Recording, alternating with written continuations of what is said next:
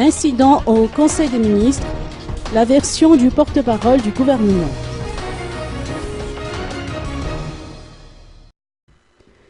Les débats au Conseil des ministres d'hier ont été quelque peu houleux, particulièrement entre le président de la transition André Azuel, le Premier ministre Omer Berzik et certains membres du gouvernement. Le désaccord provenait des découpages territoriaux en vue des législatives.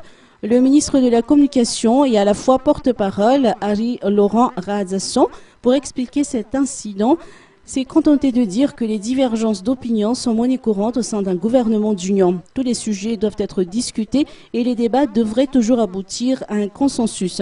Le porte-parole du gouvernement a récusé la qualification de clash, en arguant qu'il ne s'agissait que de simples débats sur le nombre de députés à élire. Si certains ministres ont avancé qu'il faudrait prendre le temps qu'il faut pour examiner le mode de découpage territorial, le président de la transition, pour sa part, veut faire preuve de précipitation en évoquant la convocation des électeurs par voie de décret pour le 8 février au plus tard si la date du premier tour des présidentielles est maintenue au 8 mai prochain. Ainsi, les diverses étapes des préparatifs électoraux ont fait l'objet de débats en Conseil des ministres, selon le porte-parole.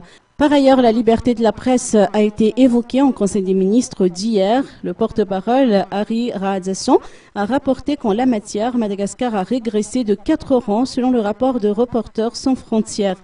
Ainsi, la Grande Île se trouve au 88e rang si elle était au 84e rang auparavant. Cette régression provenait, toujours selon Reporters sans frontières, des poursuites judiciaires courant 2012. La Finlande caracole au premier rang mondial quant à la liberté de la presse. Vient ensuite les Pays-Bas, suivi de la Norvège. La Syrie, pour sa part, arrive en dernier, soit à la 176e place.